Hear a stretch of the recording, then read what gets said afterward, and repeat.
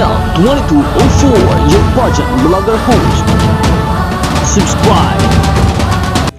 Hello pageant lovers! Welcome back to our channel. Ngayon ay isang makabuluhang kwento ang ating ibabahagi tungkol sa ating reigning Miss Universe Philippines 2025, Maria Atisa Manalo, at ang kanyang inspiring journey sa ilalim ng More Than a Crown campaign ng Pina Beauty Philippines.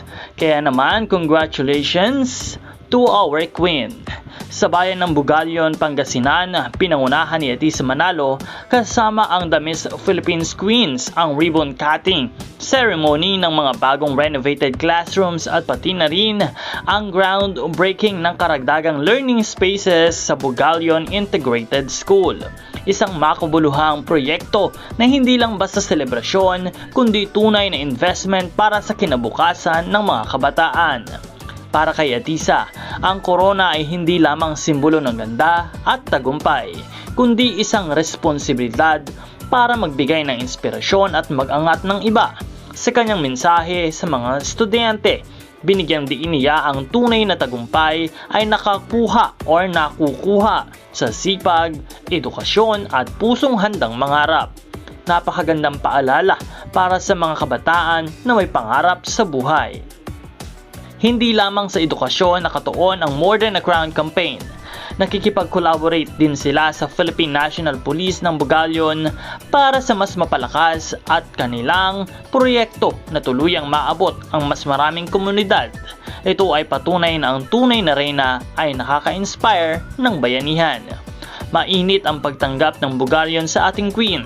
At dito natin nakita na mas nagiging makabuluhan ang isang korona kapag ito ay ginagamit para sa kapakanan ng nakararami. Tulad nga ng sinabi ni Atisa, dreams are built through hard work, education, and heart. Isang mensahe na lalong nagbibigay pag-asa at inspirasyon sa lahat ng nakarinig.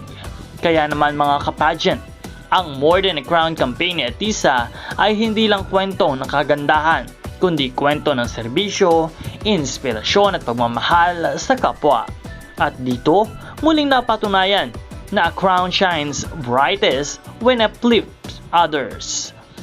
Kung na-inspire din kayo sa kwento ni Atisa, don't forget to like, share and subscribe para sa iba pang mga pageant updates at inspiring stories.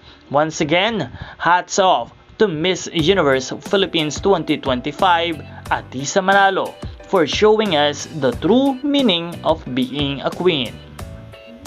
Maraming salamat sa lahat ng patuloy na sumusuporta sa ating reyna at sa sumusuporta sa channel na ito. Nawa ay panatilihin na nakasubscribe at pindutin ang notification bell para sa lahat ng mga update.